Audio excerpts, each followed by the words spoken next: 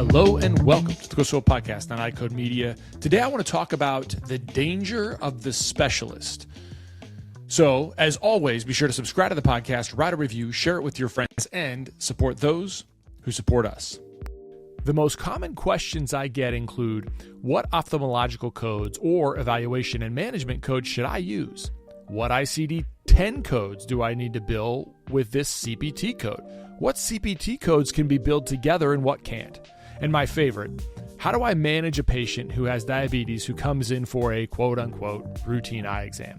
These questions really highlight the confusion and uncertainty that serves as a daunting hurdle for providers, makes it more challenging for them to care for their patients and provide those patients with the best opportunity for a lifetime of ocular health and clear vision.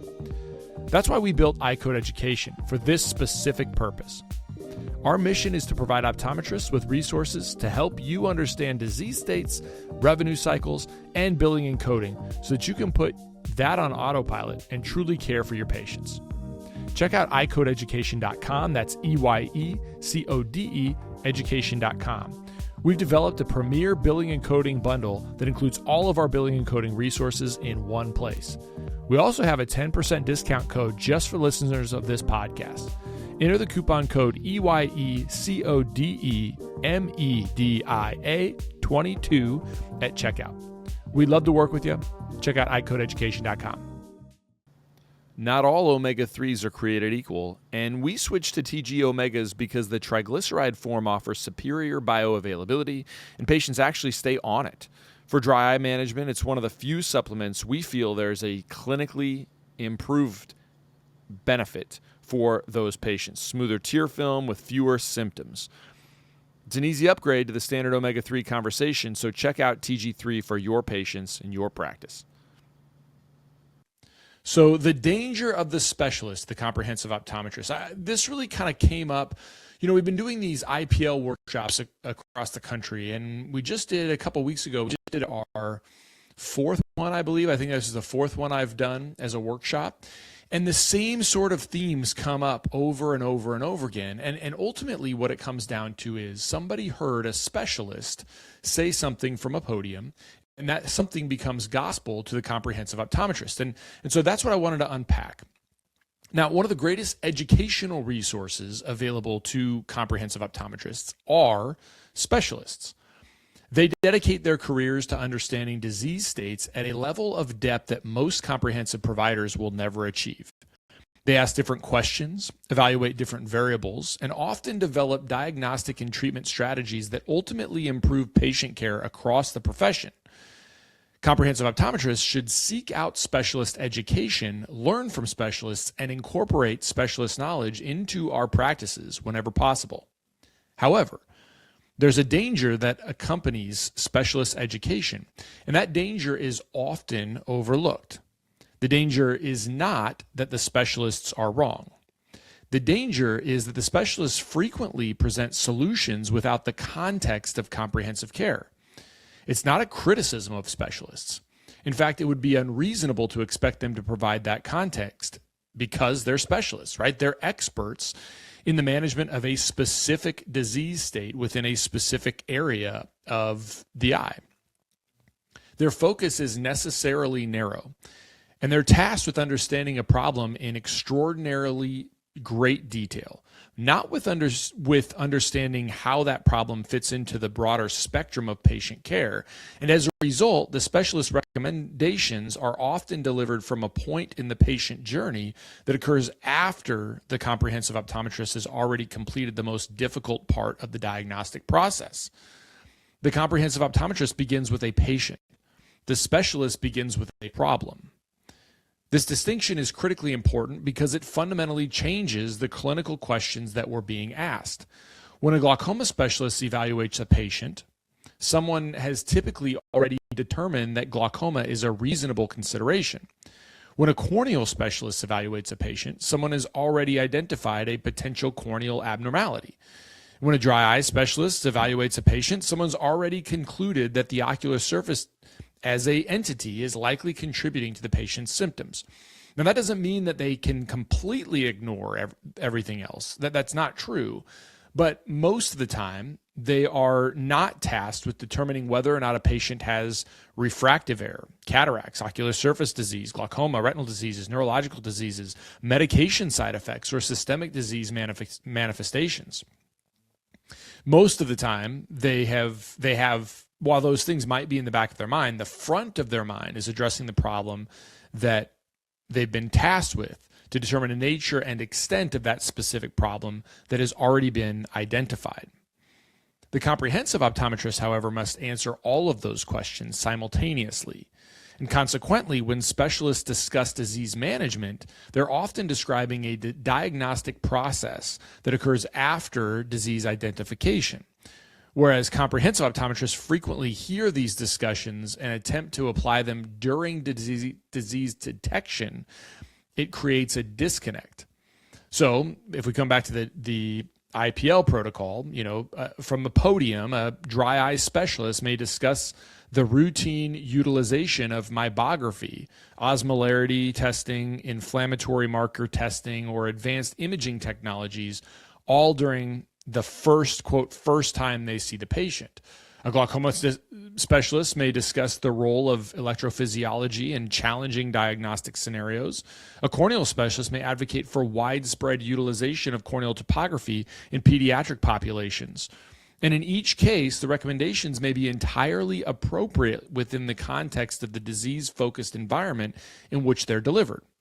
The danger arises when comprehensive providers attempt to adopt these disease management strategies without first determining how they fit into the comprehensive care model. The question should not be whether a specialist's recommendations are correct. The question should be where those recommendations belong within the patient journey. And this is where comprehensive optometry creates value, in my opinion. The role of the comprehensive optometrist is not simply identifying disease, nor is it to function as a less specialized version of every subspecialty. The role of a comprehensive optometrist is to integrate specialized knowledge into a broader framework of patient care. Comprehensive optometrists must determine which patients require additional evaluation, which diagnostic pathways should be pursued, and how competing diagnoses should be prioritized, and when specialized testing is warranted. In other words, the comprehensive optometrists serve as the architects of the patient journey. Presbyopic patients looking for a simple, comfortable daily option often do really well with Clarity One Day multifocals. We've had great success with it because the lens delivers stable vision at all distances and doesn't require complicated fitting strategies. In my practice, it's a reliable choice when we want something straightforward that still provides very good visual quality. If you're ready to stop feeling overwhelmed and start running a safer, more profitable practice, here's the next step. First, book a strategy call with us, Practice Performance Partners. We'll uncover the biggest risks and opportunities in your practice. Then, choose the package that fits your goals. From there, we'll get you launched with confidence, with clear systems, with expert support, and with peace of mind, knowing your practice is protected and set up to grow. Don't wait until something goes wrong. Book your strategy call with us, Practice Performance Partners, today. Specialists contribute expertise related to particular disease states, but comprehensive optometrists determine how that expertise is applied. This distinction becomes particularly important when building disease management systems within a comprehensive practice. Specialist recommendations should not be reviewed as instructions to be universally applied during a comprehensive exam. Rather, they should be viewed as tools that can be incorporated into a structured diagnostic pathway. The comprehensive examination identifies risk factors, symptoms, clinical findings, and opportunities for intervention, whereas subsequent disease-specific evaluations allow the practitioner to apply specialized knowledge in a focused and appropriate manner. And the comprehensive examination, it identifies the problem, and the disease-specific evaluation solves the problem. And this approach allows comprehensive optometrists to benefit from specialist expertise without sacrificing the efficiency, effectiveness, and breadth that defines comprehensive care. However, failure to recognize this distinction often leads to one of two undesirable outcomes. Some providers reject specialist recommendations because they appear impractical within the context of a comprehensive examination. Others attempt to incorporate specialist workflows into every patient encounter, resulting in unnecessary testing, inefficient workflows, increased costs, and diminished clinical focus. And neither focus serves patients well. The better approach, in my opinion, is to recognize that the specialist knowledge and comprehensive care are not competing concepts. They're complementary concepts. Specialists provide depth, comprehensive optometrists provide integration. Specialists advance understanding of disease. Comprehensive optometrists determine how that understanding should be incorporated into the care of real patients presenting with real-world problems at a first-line access point. The danger of the specialist, therefore, is not the information they provide. The danger to the comprehensive optometrist is forgetting where they entered the story. When a comprehensive optometrist understands that distinction, specialist education becomes one of the most powerful resources available to them. The goal is not to become the specialist. The goal is to understand specialist thinking and build predictable and repeatable processes around it and integrate that knowledge into a comprehensive care model. And that is the unique value of comprehensive optometry. It's not that comprehensive optometry know a little bit about everything, but that they understand how everything fits together.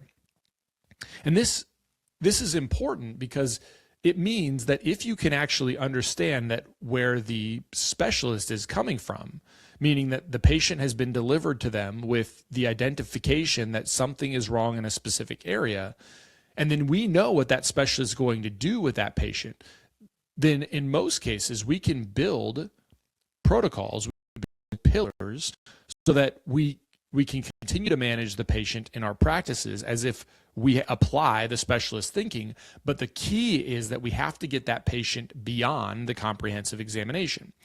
Some of us may get that patient beyond the comprehensive examination through referral to a specialist, and there's nothing particularly wrong about that if it's outside of your subset. But what the specialist will do is knowable. In fact, they tell us from the podium. We know what they're going to do because they tell us what they're going to do. We just need to make sure we're applying that knowledge, applying that education and training outside of the comprehensive exam, just as the specialist would do. That's how we apply comprehensive optometry simplified. We will be building those pillars as you work through that, if you are a part of it. And if you've heard us talk about it, that's how we build our pillars. Identify the problem during the comprehensive exam, take an initial step during the comprehensive exam, and then follow up so you can provide greater detail for that problem to find a really specific solution for that patient. Don't build it around a widget. Don't build it around a specific device that you've just purchased. Build it around the disease state and think about it like the specialist will think about it once you have entered in that workflow, once you've entered in that deeper analysis. I hope this was helpful. All the specialists out there, this is not an indictment or an impugnment of you. It absolutely is intended to respect your value. It's mostly a caution where we see comprehensive optometry try to directly apply the principles that you are teaching in the purview of the cognitive bias of an annual comprehensive exam. And that makes it really challenging for them to deliver that high-level care at one evaluation a year. And that's where that distinction, I'm trying to clarify that for the audience. So with that, I hope it was helpful. Have a great week. Talk to you soon.